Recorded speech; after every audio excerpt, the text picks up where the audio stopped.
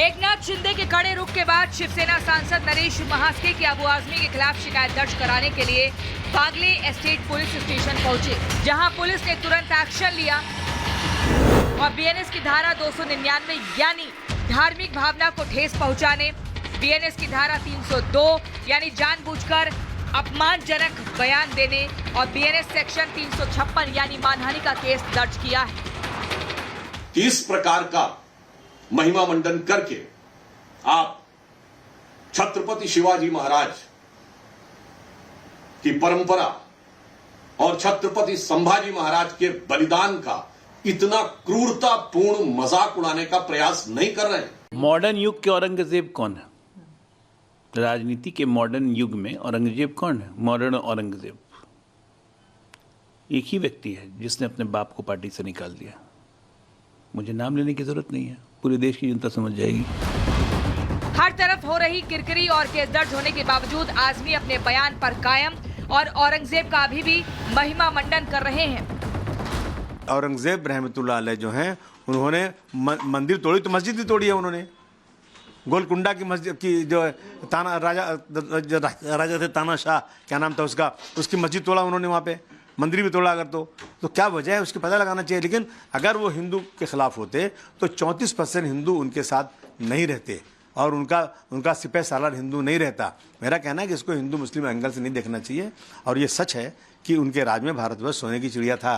इन सब के अंदर क्रूर मुगल शासक जिसे कहा जाता है, औरंगजेब की आत्मा घुस गई है।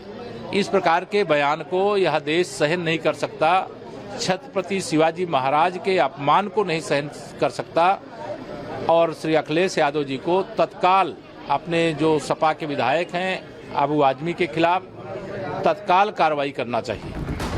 पूरा देश सपा से आजमी पर एक्शन की मांग कर रहा तो वहीं सपा सांसद अवधेश प्रसाद अपने नेता का बचाव करते नजर आ रहे हैं और उनके बयान को सही ठहराने में लगे हुए हैं। अबू हासिम का कोई ऐसा बयान नहीं रहा है जिसकी निंदा किया है। हमारे साथी, हमारी पार्टी के नेता ने जो टिप्पणी की है उसको ठीक से उप मुख्यमंत्री जो है नहीं समझ पाए। औरंगजेब एक क्रूर हिंसक शासक थे। वोट बैंक की तुष्टीकरण की राजनीति के कारण इंडी गठबंधन के नेता उनका गुणगान कर रहे हैं। देश आक्रमणकारी, अत्याचारी, अहंकारी राक्षस औरंगजेब को खलनायक मानता है। अबू आजमी की मुसीबत चौतरफा बढ़ती जा रही है, क्योंकि एक तरफ विधानसभा में उनकी सदस्यता रद्द करने की मांग उठी है तो दूसरी तरफ एक्शन जारी है जो भविष्य में मुश्किलें खड़ी करने के लिए काफी है। Bureau report, Republic Bharat. तो वहीं महाराष्ट्र से औरंगजेब की कब्र उखाड़ने की मांग यहां लगातार उठाई जा रही है। रवि राणा की ओर से यह मांग उठाई गई है कि औरंगजेब की जो कब्र है उसे यहां से हटाया जाए। कोई नामो निशान औरंगजेब का नहीं होना चाहिए भारत में, ये मांग यहां उठाई जा रही है। जब से ये विवाद खड़ा हुआ है अबू आजमी के बयान के बाद, औरंगजेब की कोई निशानी नहीं रहनी चाहिए, रवि राणा कह रहे हैं। जिस तरह से अबू आजमी ने बयान दिया है, जिस तरह से हीरो बताया है, क्या कहेंगे? मैं यही कह रहा हूँ कि अबू आजमी ने जो बयान दिया है वो सरासर झूठा बयान है। मुझे लगता है संभाजी महाराज ये ऐसे राजा थे और उन्होंने ऐसा इस तरह से राज किया है कि उनको धोखे से औरंगजेब ने मारा है और धोखे से मारने वाले व्यक्ति की प्रशंसा करना, मुझे अबू आजमी को कहना है कि मेरे साथ आप छावा पिक्चर देखने चलो, मैं उनको दिखाऊंगा। इतिहास गवाह है कि धोखे के साथ, क्रूरता के साथ संभाजी महाराज को मारा गया।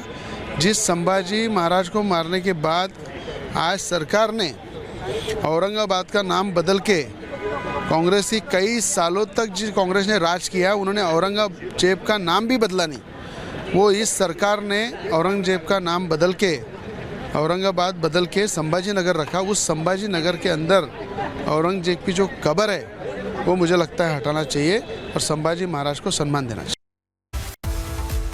और खबरों में अब आगे बढ़ेंगे और बात करेंगे संभल की। विवादित इमारत शब्द इस्तेमाल करने पर हिंदू पक्ष के वकील विष्णु शंकर जैन ने क्या कुछ कहा है, आपको वो सुनवाते हैं। सब हमारी बहुत बड़ी जीत है और इसे विवादित ढांचा जो है लिख देना चाहिए बोर्ड पे।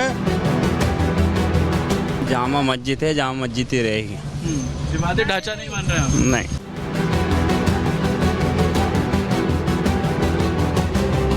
रंगाई पुताई मामले में सुनवाई करते हुए इलाहाबाद हाई कोर्ट ने अपने ऑर्डर में कहा कि शाही जामा मस्जिद को अब विवादित ढांचा कहा जाएगा, तो संभल के मुस्लिम कह रहे हैं कि हम नहीं कहेंगे।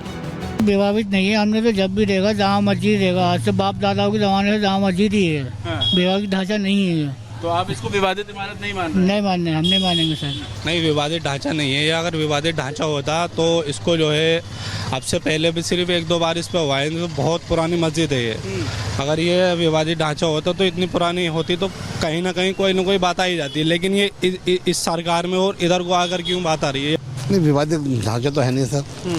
अब कहने को क्या कह सकते, कुछ कह नहीं सकते। लोकल लोग क्या सोच रहे हैं?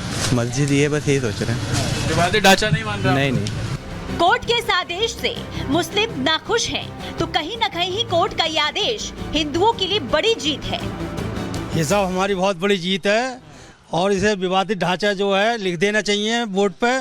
और संभल की जनता बहुत खुश है कि हिंदू जो है जीत जाएगा और बहुत जल्दी निपटेगा केस। झूठे तथ्यों के आधार पर और दबाव बना करके तमाम जगहों पर जो कब्जा किया गया है, अब उसका समय आ गया है। ये बहुत ही जल्दी सब परिवर्तित हो जाएंगे और जितने झूठे तथ्य हैं वो सब निराधार साबित होंगे। जो चीज़ है हकीकत है उसको तो ना आप बदल सकते हो ना मैं बदल सकता हूँ। भाई ये तो पृथ्वीराज चौहान की राजधानी है और रही है। हरिहर नाम के मंदिर के नाम से है प्रचलित। समझे आप? तो उसको ना तो आप मिटा सकते हो ना मैं मिटा सकता हूँ। दरअसल हिंदू पक्ष के वकील हरिशंकर जैन ने जस्टिस रोहित रंजन अग्रवाल से आग्रह किया था कि वो अपने आदेश में मस्जिद की जगह विवादित ढांचा शब्द का इस्तेमाल करें, जिसके बाद कोर्ट ने उनके इस आग्रह को स्वीकार करते हुए मस्जिद की जगह विवादित ढांचा शब्द का इस्तेमाल करने को कहा। Bureau report, Republic Bharat. तो देखिए 4 मार्च की तारीख का इंतजार हो रहा था और जब हाईकोर्ट ने आज सुनवाई की तो एक तो 10 मार्च की अगली तारीख दे दी गई और साथ ही ये भी कहा कि अब इसको मस्जिद कहकर नहीं बुलाया जाएगा बल्कि विवादित ढांचा कहकर संबोधित करना होगा। लेकिन अब इस पूरे मामले पर हिंदू पक्ष की तरफ से विष्णु शंकर जैन का क्या कुछ कहना है वो आपको सुनवाते हैं। सुनवाई के दौरान हिंदू पक्ष के वकील हरिशंकर जैन की तरफ से कहा गया कि इसे विवादित ढांचा लिखा जाए और जज ने इस बात को मान लिया। हमारे साथ विष्णु शंकर जैन है जो लगातार इस मामले की लड़ाई लड़ रहे हैं। विष्णु, इस शब्द से मामला कितना बदल जाएगा? नहीं, मुझे लगता है इसमें कोई फ़र्क नहीं पड़ेगा। अयोध्या राम मंदिर का जो भी डिस्प्यूट है वो 70 साल तक लोअर कोर्ट से लेकर ऑनरेबल सुप्रीम कोर्ट तक पेंडिंग रहा